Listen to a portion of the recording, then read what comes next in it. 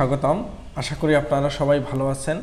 আজকে আমরা দেখব কিভাবে একটি ওয়ার্ড ফাইলকে পিডিএফে কনভার্ট করা যায় এবং কোনো প্রকার ইন্টারনেট ব্যবহার না করেই।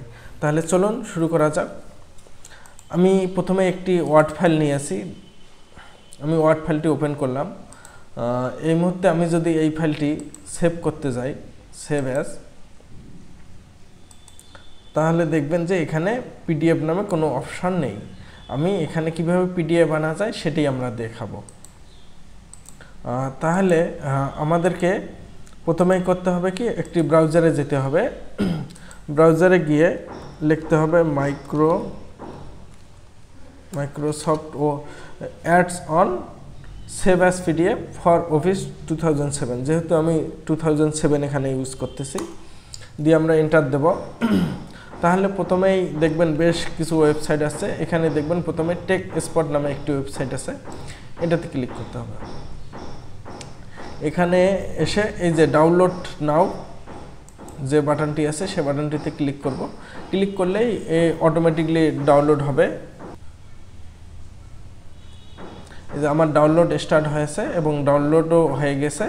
আমি এখন ফাইলটির কাছে যাব। যেহেতু আমি আরও আগে ডাউনলোড করেছি, আমি এবার ক্লিক দেব এখানে এবং ইয়েস দেব এবং আমি টার্মস কন্ডিশন মেনে নিছি, কন্টিনিউ দেব। খুব সোজা। এই যে আমার কিন্তু ইনস্টল হওয়া শেষ। এখন আমি আবার আমার সেই ওয়ার্ড ফাইলটিতে যদি আসি, এবার এসে আমি যদি আবার সেভ এসে যাই এবং এখন দেখেন আমার কিন্তু পিডিএফ নামে একটি অপশান আসছে। আমি ধরেন যে এই ফাইলটির নাম দিলাম হচ্ছে পিডিএফ ফাইল,